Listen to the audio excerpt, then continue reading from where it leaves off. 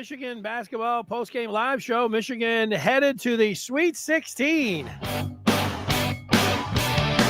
How about it, everybody? It's such a big occasion. Jim Scarcelli's joining us after the game. Michigan wins it 91-79. Rody Gale, not on my bingo card, being a NCAA tournament hero for the Maize and Blue, but that is exactly what happened. And Michigan wears down Texas A&M, and they are moving on to face the winner of Auburn and Creighton, who are playing right now as we are live right after the game that just took place with Michigan and Texas A&M. Scar, when did you think Michigan had a chance to win this one? Danny, I think I said it to you Monday. I felt this team is very similar to Michigan State on defense, okay? But they don't have the guards and they don't have the scoring and wouldn't give us as many problems defending them. And so that's why I felt we had a good chance against them. I was pissed off at some of the officiating, how they allow, these guys, yeah, they're a good rebounding team, offensive, defensive rebound, but they get away with so much bullshit, wrestling, sumo wrestling, rugby bullshit under the basket. But they started to call it a little later. But let's just make one thing clear, Danny. I'm on with you now. But I watch every damn Michigan football. I'm not a fair weather guy just because I'm coming on now after we get to the Sweet 16. I've watched every single game in detail. I want to say this, and I've talked about Dusty May, how much I like Dusty May. And there's so many – I coach football, I coach basketball. There's so many things going on tonight that Dusty May is responsible for. Everybody's going to look at – we're all so happy. Everybody's happy for Rody Gale because of all the abuse he's been taking and all the online. Everybody's been attacking this kid. Dusty, you made a mistake, this, that, or whatever. But this is coaching, Denny. All year long, you just had a sense that Dusty May was staying with his guys, maintaining confidence, trying to build confidence. I have faith in you. I don't care what they're saying online. I got faith in you. Your teammates got faith in you. The kid, what do you have, 26 points? He was unbelievable. He was shooting like he was shooting in the backyard. But I just think a lot of that is instilled by the coach that here we are, game 40, and it finally came out because I think that's a staff and his teammates that kept believing in him where the kid, believed he could do what he did tonight. Well, Dusty May about 2-3 weeks ago told a story when he was at FAU and they went to the Final Four, but 2 years ago. And he said, I don't remember what the kid's name was, but he said that he went into his senior year and he really struggled. He wasn't doing anything, wasn't getting any playing time. But along the way, and I don't remember which game it was, he stepped up and he had a big game and it really came out of nowhere. And he was a big reason that they ended up going to the Final Four. And he was telling his team that story. And this is the kind of story that you get when you're advancing in the NCAA tournament. Michigan needed a hero. They needed somebody to step up like this. And they got it from the unlikeliest source in Rody Gale. Sure, there are people online. I'm not apologizing to people online. They're brutal and, they'll say the worst things possible. But there was also a point in that Rody Gale was really bad. I mean, he played really poorly. He had lost his confidence. You didn't want him shooting the ball at all. You didn't want him handling the ball. And so for him to go all the way down and have really nobody trusting him, to him being the hero is in a lot of ways, it's what sport's about. It's what the NCAA tournament's about. And yeah, it's Danny, you say nobody, you say nobody trusting him. Maybe that's true outside of that locker room and that coaching staff. But I believe the coaches and Dusty kept instilling faith in him. So that Dusty did. Dusty believed in him. Yeah, that's all that freaking matters. That's all that matters. As a coach, what are you going to do as a coach? Say, oh yeah, guys. I mean, I know. I'm just saying that's. I I want to give everybody, give credit there for that's a big part of coaching. But listen, there was a lot of guys that did good things. You got to say Kason. Kason was outstanding. I mean, he's a freshman, but hell, he's played 40 games. He was outstanding. Makes his free throws, takes him to the hole. He was outstanding. Played good on defense. Cheddar was okay, decent on defense. Danny Wolf was just okay. Vlad was a factor, blocking shots. Missed a lot of layups. Pisses me off how many times they stripped the ball from him. But he defends the rim. He makes his free throws. And Reuben Jones was good, Danny. Reuben Jones was another guy that had a pretty decent game tonight. Another guy that people have had lost faith in that did a lot of good things. Well, when you win tournament games, there's the cliche survive and advance. Vlad Golden to me was great. You can talk about, well, he missed this one, he missed this bunny and everything else, but he had 23 and 12. He's been their best player, really most consistent player all year long. He was their best player down the stretch, and he's been the best player in the tournament. So Vlad's been great. And to win this game, if you go back, and I'll do it right here, Scar. You look at Michigan, and they're down double figures early in the second half. But when you really look, when they made the run, it was Vlad Golden that put him, got him to within 3 with under 6. And then he got an offensive rebound and got him within 5 with 5:15 to go. Then he got another bucket with and had Michigan up 7. With 4 minutes to go. And so that was all Vlad Golden. And I think it's buried once in a while because he's the big man down there and a lot of people expect him. He really was golden. But the play of the game for U of M, after it really tightened up and the offensive, the basket interference, that call could have gone either way. That was a tough one to go against Michigan. There was a missed layup. Gale came down there and had one that he could have made. It was Trey Donaldson who drove the lane and threw one up. And I don't know if he was expecting to get fouled. I don't know if he was trying to hit the glass. He didn't do either. He put it up probably from his ankles, and it floated in. And the degree of difficulty, I would put that, Scar, right now, if I was running the NCAA tournament, I'm going to file that shot in one shining moment and make sure that Michigan's going to get that video at the end of the tournament. Denny, listen, man. Vlad was good. Okay. He's a great player. He did a lot of great things. And Donaldson, I'm just so happy for these kids, man. Big Ten champs, Denny. Big Ten champs. Okay. Sweet 16, first year coach. Nothing but good things happening. Happy for all of these guys. Happy for every single one of them. We're in a great position, man. We're healthy. Came out of there healthy, confident. Auburn, I'm just watching Auburn and Creighton now. They're in a dogfight. Creighton's got good coach, good players. Auburn's got nothing but 4 and 5 year players.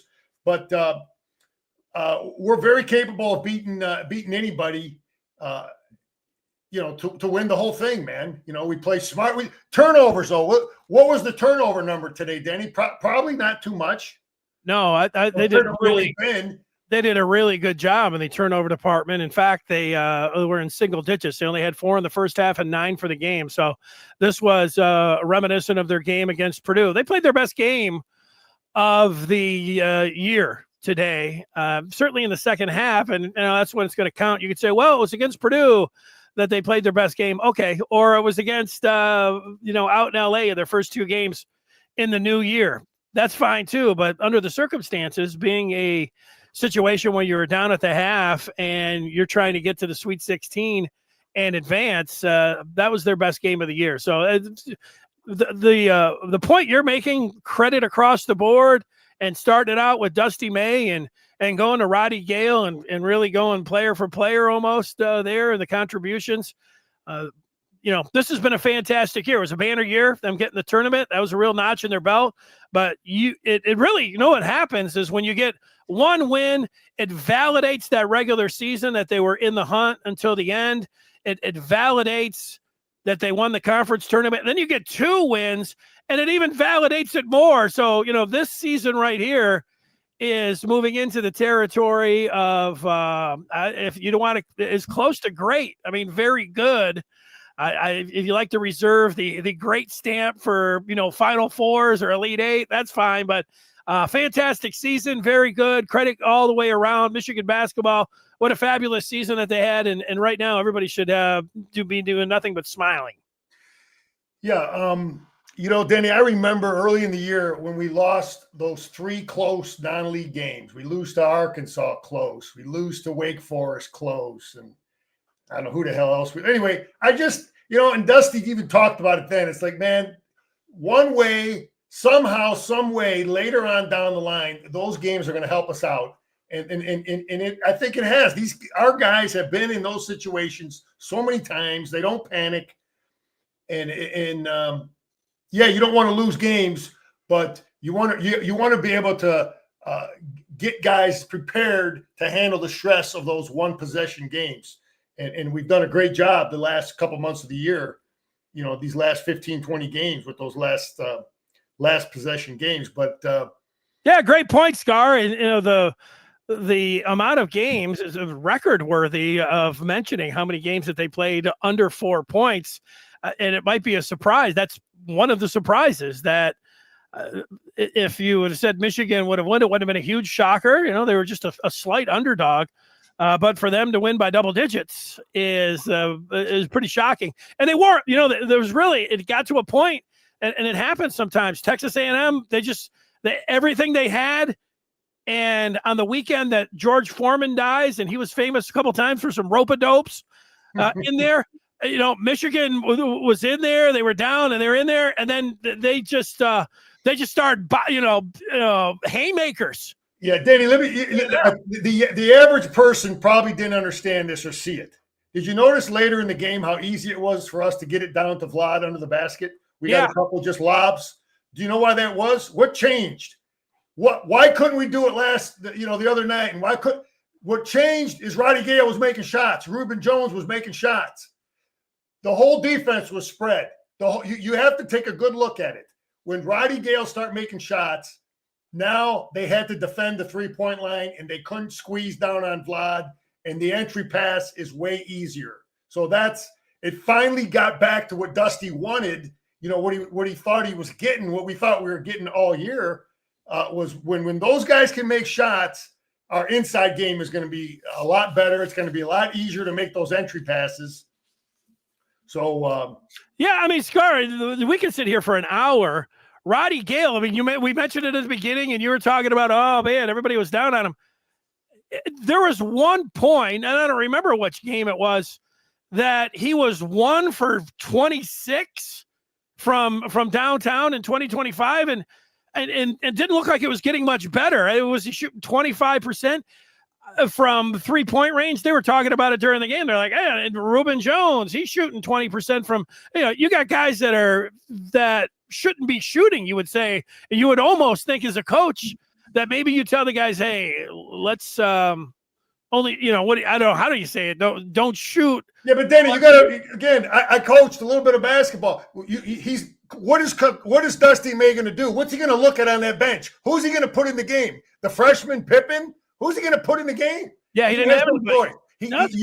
As a coach, see, coaches are not in the you suck business, like people, but the critic.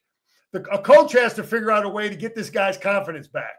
And that's why I think, again, you're seeing a coach that knows what the hell he's doing. People want to see him yell at guys. That's just not his demeanor. And I think staying with guys, believing in them, talking to your team. So yeah, I just don't think he, trust me, I saw the same things you saw, but it's you don't have a lot of options. You're right about Kason. Kason games in there, and man, this kid, the future looks good with him. He's the kind of kid that could be a four-year player for Michigan.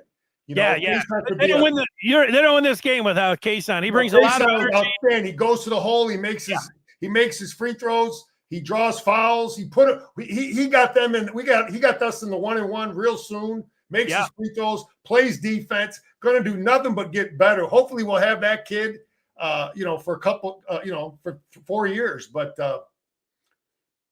yeah, it's just great. It's great for Rody Gale. People, I'm just looking at the comments here. Everybody is all fired up for Roddy, man, because he seems like a humble kid. He's never pointed fingers. He never started whining. So. Yeah, to have him show up with 26 points, 4 of 6 from downtown, and it was the second half. I mean, he was clutch. He was driving. He was knocking down the threes. I mean, it was amazing to see him play like that. I'm seeing some of the comments talking about the seed, this, that, or whatever. But again, UC San Diego, okay, it came down to a tight game. That team was a bunch of Duncan Robinsons. That's what that team was. This guy recruits guys that are just really seasoned guys that are proven shooters, not the most athletic. They have problems on defense, but that's what they were. We found a way to win. And again, this game here, when I started to look at them, I'm like, I'm not fearing this team. I see that they defend. I see that they rebound. But I'm thinking, playing in the Big Ten, playing Michigan State twice, I'd rather play these guys any day of the week than Michigan State. Okay, we might see Michigan State again down the road, but Michigan State scores more than this team does. So playing State really prepared us from a physicality standpoint to win this basketball game. I think that's another excellent point by you. If you looked at the rebounding margin in the country this year, Texas A&M was number 4, Michigan State was number 5. This is nationally, and Illinois was number 6. So Illinois might have prepared them too when they blew them out. Yeah. We play in the Big Ten. You play in the Big Ten, you better rebound. Because the physicality under the basket, again, it was pissing me off how the refs were allowing some of the stuff. And then later in the game, for some reason, they started to call it. They started to call some of that stuff that was, shoving our guys around. Well, maybe it was, we talked about it before. I don't know if it was, during the week, whether the squeaky wheel gets the grease when it comes to the coach ranting and raving all the time. Maybe finally Dusty was just like, look, man, I've been calm and cool. Yeah. How about you guys even some things up or something, huh? But he's talking the whole time. He's just not screaming. The thing is, you don't see him out on the court. Right. You see all the other coaches, they're halfway out on the court and they're, waving their arms and everything else. Dusty, every time they cut to him, he's usually saying something to somebody. Yeah, he has his method. He has his technique, but the referees definitely know he's there. So I understand his methods. He's there. He's not screaming, but it couldn't be better for Michigan, man. Denny, I'm going to sign out. Here's a comment. Those refs were treating the whistle. What is that? The refs were treating the whistle like. They love that you're criticizing the refs because I always say that you should just leave the refs alone. Well, listen, Denny. Listen, you have to understand this too. Texas A&M, Michigan State, they want the officiating crew that's going to just swallow the whistle. Okay, yeah. When if I'm coaching Michigan and I'm playing those two guys, I want them calling it right. I don't want you allowing guys to just shove our guys around, and not call stuff. So the officiating is huge in certain matchups. Okay, and like I said, the way this game started out, it wasn't in our favor, and then later on they started to call it. Maybe some of that stuff was, maybe Dusty got to him. Yeah, maybe. I thought that Kason, his aggressiveness, him just going in there, bulling the China shop a few times. You mentioned they got him into the penalty. He forced the action. A lot of times the aggressor will get the calls when it comes down. And that's one thing when you're an offensive rebounding team. If you're just crashing, and I saw it, I like this number 15. The one set, he looked like he fouled, went over the back 3 times on Michigan and they didn't call it. And so you say, you've got to either hope that you get some consistency and you match their aggressiveness by doing that, or, you know, it ends up evening out or anything else, or, you know, you could sit and, you know, go to your computer and talk about how we're getting jobbed by the computer, by the refs. And then everybody else is just like, yeah, hell yeah, you know, the refs. So anyway, another thing, Danny, about our offense that was a little different, and you got to look at it closely. Why was Kason why was he able to drive the lane with so much ease? Again, the floor was spread. They had to honor Rody Gale. They had to honor Ruben. They weren't honoring guys. Burnett didn't have it today. He was in a fog. I don't know what was going on with him. But again, when you start making shots, it's easier for your entry pass on the low block. It's easier for a guy like Kason to drive the hole. But hey, we're fired up. We're going to finally get a good little rest now and regroup. I don't know where we're going to go. Creighton or Auburn are both good teams. So either way, we got to play. I'm going to sign out, Danny. I'll be ready to roll with you Monday, but I'm fired up. Big Ten championship, Sweet 16, first year for Dusty, and things ain't going to do nothing but get better. And these recruits got to be taking a peek, man. You want to win a championship? You want NIL? You want a great education? You come play for Dusty, man. Great job, Scar. All right, Denny. Go Blue. We'll talk to you Monday. All right, brother. There he is, Jim Scarcelli, his thoughts on this game. We'll go through some of yours. And Michigan reaching the Sweet 16. They play in Texas A&M. They were the underdog. In the first half, each team was up by 6 at one point, but Texas A&M was up by 4 at the break. And Dusty told us, Dana Jacobson, who is the sideline reporter, that coming out in the second half, Michigan needed to, he said a couple things. The thing that I heard, they got to finish at the rim. They were missing some layups. And you're thinking, yeah, I'm right with Dusty on that. But then you had the Aggies getting up 10 early in the second half. And you're like, uh-oh, I mean, this is maybe this is going to be it for Michigan. But they chipped away. U of M got within 1 with 8 left. And then they ended up going up by 1 with 6 minutes to play. Then Vlad put them up by 3. And then he put them up by 5. Then he put them up by 7. And then you got Trey Donaldson got a bucket.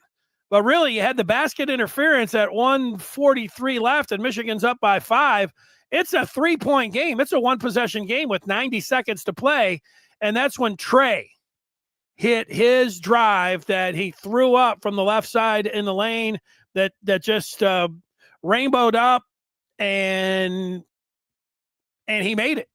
High degree of difficulty after that. Gale knocked down some free throws. He's the player of the game. I'll give Rody Gale Jr. the player of the game. Somebody said Gale to the victors. I'm with you on that. I tweeted it out. I like that call. But you get to the numbers. Vlad with 23 and 12. The Wolf of State Street had 14 and 9. There were a few times the Wolf of State Street was flashing. That's why I was watching Michigan, and when they got down by 10, I was thinking, you know what? They played a pretty good game, and here they are down by 10. They haven't been turning it over. They just may have just run into a better team. But obviously that was not the case because Michigan wore them down and hit the gas, and Texas A&M. It's a little bit like when you're running a mile and you get somebody that sprints out in front. You're like, wow, that guy's going to win this thing by, 100 meters or whatever else. But then they get to that final lap, and then you see the guys that just is ready to go, and he just catches that guy, and that person is just not ready, and he ends up falling around, and that's what Michigan did. If this was a mile race, that's the way it went. They just wore them down. If you didn't like the boxing analogy, there's a little a mile race for you, and on the final lap, Michigan just blew past them, and were able to just you could see that U of M was the better team. You had Reuben Jones, let's say 7 and 7. Namari Burnett, Scar mentioned that he just didn't have it tonight. Yeah, goose eggs across the board in just 12 minutes. Now, they had mentioned that he was a little tired.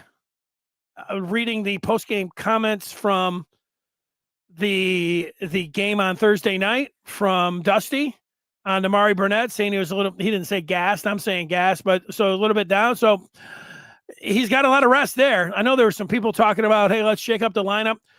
If you lose and you're in a situation, you're looking for a boost, you shake up the lineup then. Michigan's not shaking up the lineup. I don't think Rody Gale's going into the starting lineup. I don't think LJ Kayson's going into the starting lineup. But guess what? Do I think that Gale and Kayson are going to be going into the game pretty quick for Michigan, maybe quicker than they might otherwise, where Dusty looks down and it's like, let's go to the bench. I was going to say this is not true. There's nothing like having a great bench. It's great having just a great team. Nice starting five, contributions from the bench. But it does really help you out when you can go to your bench and they're helping you and they're giving you a shot in the arm, and they're not only keeping pace with the other team or the seconds on the other team, but they're actually increasing the lead. And this is really it comes down to it again, where you get somebody completely out of nowhere in Rody Gale Jr. We could have asked everyone that's on here watching this right now, who's your pick to click for Michigan against Texas A&M? We'd have had 1 million people say Vlad. We'd have had maybe another million say Danny Wolf, Trey Donaldson. You could have said him. I would have said Cheddar coming off the bench. I could just see him knocking down some shots. There might have been some Namaris. I don't know about Reuben Jones, maybe. Who else would you go to? There's the 6 that I mentioned. Kayson. I got to see, because, Kayson did some nice things last game. You'd say, hey, how about LJ Kayson? So there's 7 players that would have all been mentioned before Rody Gale. You're not going to mention, I don't think Walters or Pippen were going to play in this game, so maybe they'll be ready for next week. I don't know. But if they were available, they'd have said those guys in front of nobody. We're saying Rody Gale Jr. The Rody Gale Jr. game. Rody Gale Jr. game on March 22nd to put Michigan into the Sweet 16. Remember where you were at. That's what happened. Gale, 26 points, 4 boards and a feed, 7 of 14 from the field, 4 of 6 from downtown. Free throws, you say? How did he do there? 8 of 8. 30 minutes to play, also had a steal, 1 turnover. I mean, canonize him. Put him. This was such a spectacular game from Rody Gale. When Michigan went down to Ohio State and beat the Buckeyes down in Columbus, just like football, the Michigan team was chanting Roddy. According to the reporters outside the locker room, you could hear it. I can imagine that there were more chants of Roddy. Roddy, Roddy. And Michigan's bench, Haywood, who had, he was the color commentator in this game. And for the most part, nothing a whole lot to write home about him. But when he was like, the Michigan bench is really outperforming where they had been. He had the numbers in front of him, and you were like, everybody was nodding their head. Yes, sir. I put all the big numbers out here. You almost need a magnifying glass to see them. Luckily, I have a magnifying glass. I just don't know where it's at. So we'll skip ahead. Stat of the game, I'm going to go to the rebounding department. I already talked about how good Texas A&M is on the boards, the 4th best team in the country in rebounding margin. And Michigan out-rebounded them by 9. Stat of the game, play of the game. The Trey flip layup with under a minute to go. In fact, it was with 59.2 to go. It put Michigan up by 5. No bigger play in the game than that one right there, the Trey Donaldson layup, which I will send the tape to the NCAA committee or the NCAA, I guess it would be CBS that puts together the One Shining Moment. Let's send it to them. Put that clip of Trey and send that one in for one shining moment. Maybe Michigan's got more one shining moments up their sleeve. Somebody already said it, the possibility of playing, if Michigan wins one more game, to play Michigan State. And think about that's never happened, playing them in the NCAA tournament. So you have that, and then the stakes to have them go to the Final Four. That might be the thing that it would take to actually get people in the greater Detroit area to really get into college basketball for a minute. It's hard for the majority. It's not really, it's football, or anything else, but college basketball, you got your pockets of fans. We're all here, big college basketball fans, but not in general. If you get Michigan State with the winner getting a ticket to go to San Antonio, that would be something. A little bit reminiscent of was it Coach K's last year, that it was Duke and Carolina,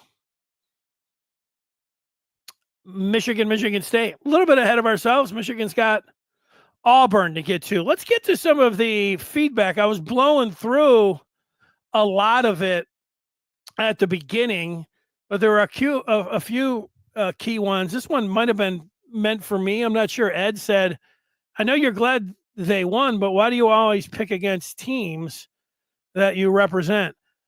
I don't know if this is for me or not. I don't think this is factual. I don't always pick against teams I represent. If you go back to the first game, I thought Michigan was going to win their first game in the tournament against the California San Diego. I also thought when it came down to the football team that they were going to beat Washington in the national championship game. I thought they were going to beat Alabama in the college football playoff. I thought they were going to beat Ohio State at home. I thought they were going to go undefeated. So saying that you always pick against them, if this is for me, here's the thing, Ed, do you want honesty from me? If I see a game and think, I've not just automatically been, let's just pick Michigan. It's a fun thing to do. It's a lot more fun than, having to say, I don't think Michigan's going to win, because a lot of people automatically are like, screw you. I'll go listen to so-and-so. He'll pick Michigan. Let's get behind the Wolverines. I'm not a cheerleader for the team. I don't feel like I'm on the team. I didn't go to Michigan. I like Michigan to see them win, but I'm not a cheerleader for them. And so I just tell you what I think about them. So that's it. And I don't always pick against teams that I represent. And I know that can be a point of contention, because mostly the media now, they are a bunch of fans and fanboys, and it's fun for you because you like it. But I find it to be not so much distasteful, but you automatically know what's going to happen. If there's a story about Michigan, you're going to get the maize and blue cover for it by everyone that covers Michigan. They're all going to agree with Michigan. They're all going to take Michigan's side.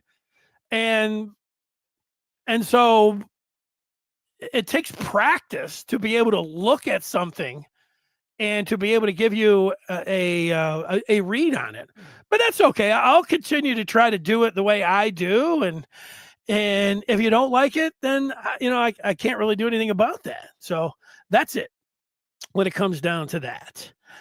It's kind of like arguing about the officiating. That's a no-win proposition for me.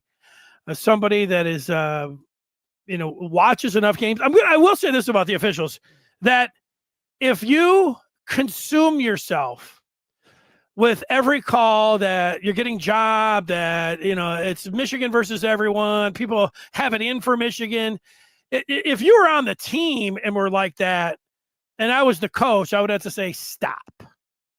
They're in your heads, and it doesn't do anybody any good. You've got to focus on the game. If you're a fan, you can do whatever you want. And so for a lot of people, that's just fun to be able to, scream, and most people do it. So for me telling you, hey, step back a little bit I don't know if you're going to heed my advice, but what I will tell you about, if you just take a step back and say, hey, things can even out. The officials are human.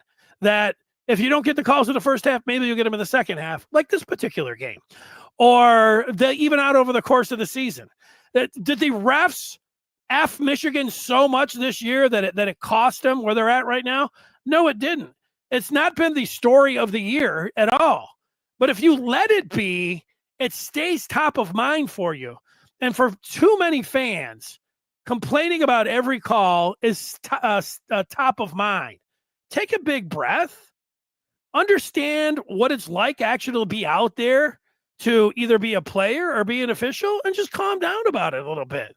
Again, I think those words will fall on deaf ears, but I put it out there anyways. Let's get to, I'll just work backwards here. Scott, who do we like? Pearl against me in a wrestling match. That'd be a sweaty one. I don't know if I'd want to wrestle Bruce Pearl. Old sweaty Bruce. We're getting an update from Rip. Auburn taking over. FL, once again, the announcers were fanboys. Not as bad as last night, but annoying. Here's another one for you, Fancy Lion. Every fan base, and I agree with game one because you had the Cinderella story. And announcers do tend to like the Cinderella story. Tonight, it wasn't, to me, it didn't feel like that it was all like a fanboy for Texas A&M. Just because the announcer says, "Oh, look at Buzz, man, he's sharply dressed. Oh, these guys are what a calm down about the announcers too." I think that I'm different than most fans and even most media. The announcers don't frustrate me as much as your average fan. Your average fan trips. I mean, straight up all the time trips about the announcers. They're about everything when it comes down to the announcers. Not me as much. They don't bug me. Maybe they should bug me a little bit more. And everything they say, oh, let me write that down. This guy's. But if I took a poll with everybody, like who they don't like this writer, they don't like this announcer. You don't like anybody.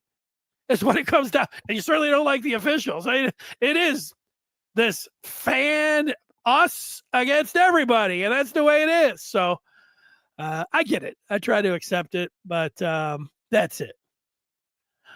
I think Michigan could have been a 3 seed, but I thought that they should have been a 4 seed when it came down to it. Scott saying that if Gale stays hot, anything is possible. You get to this point. You get to the Sweet 16. I said it a little bit ago, but I'll just say it again. There's people that come in and out. What Dusty did with 8 transfers and then the 3 freshmen, putting this team together and then having them not only make the NCAA tournament, but stay in the conference title hunt until the last week, that was pretty phenomenal, really, if you're going to be realistic about it, on what he was able to do. But in basketball, it's always how you finish and finish out. And then they went to Indianapolis and won that. That's a huge feather in their cap. And then when you go to the NCAA tournament, it's what it's all about. And it validates what you were able to do during the regular season. And it reminded me a little bit on Michigan's football, their 3 straight runs of winning the Big Ten. They beat Ohio State, which was incredible. The 21 win that they had, the 2021 win. But what made it even more special is they went to Indy and they beat Iowa. That validated it even more. It became even a bigger win. And then the next year, when they beat Ohio State on the road, and then they beat Purdue in the Big Ten, that validated that one. And then the third year, they not only beat Iowa again to validate the regular season, but then they won the college football playoff game over Alabama, which validated the Big Ten crown. and they win over Ohio State, and then they won it all. And so the basketball team, what they have done here is they put a shine, and they there's really no. It's. I think your old habits die hard of the turnovers, and this guy sucks, and right now it's just all good. It's all good. I maybe find some announcers to complain about. I think that griping about the seed was real. I think that the biggest injustice was Michigan playing in the Big Ten Conference title game and then having to play Thursday in Denver. That makes zero sense to me. They should change that. And if there's anything that Dusty's going to do in the off season, or if there's anything like Ward Manuel can do, or people that run the selection committee, is give teams that are playing on that Sunday that win it, you should move some things around and accommodate teams that win that. To me, that's the biggest thing when it comes down to it. So that's it. Dusty May just made the Sweet 16, starting with almost nothing. His mind is blown. I'm with you on that. I think maybe I better get ready to watch the end of this game when it's coming out. Dusty is incredible. Half of us would have Juwan Howard, one of these players by now. Yeah, Dusty did a pretty good job. Yeah, besides the anti-U of M start time and seating, for sure. Sometimes, Dusty did say that, maybe that'd give him a little bit of motivation, but it's really going to come down to the matchups and how they play. But it's not like he just completely let it pass. Maybe he told all those guys, hey, we just won, and they're putting us right back out there. We got to go to the thin air, and we got to play a West Coast team in Mountain Time, or is Mountain Time, is Denver West Coast time, whatever.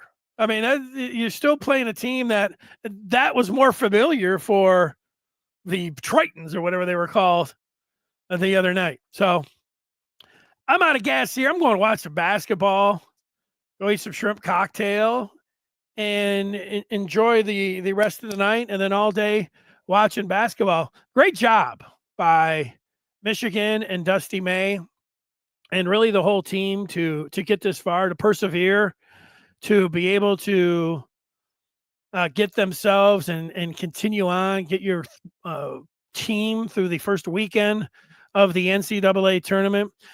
Sweet 16s aren't everything, but they're nice. You just keep notching. You just keep, that's nice. That's nice. You just keep ticking those things off.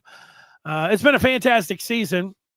It was already a fantastic season, but it validates it a lot now. Michigan gets to keep partying. They keep keep going. The stakes get bigger and bigger and bigger. You start looking, what about Michigan State? All that kind of stuff. So it's great. It's fun. Thanks, everybody, so much for watching. We'll talk with you on Monday on the Good Afternoon Michigan Football Show. That's going to do it. Michigan beats Texas A&M 91-79. They march on in the NCAA tournament. Thanks for watching, everybody. Have a great night.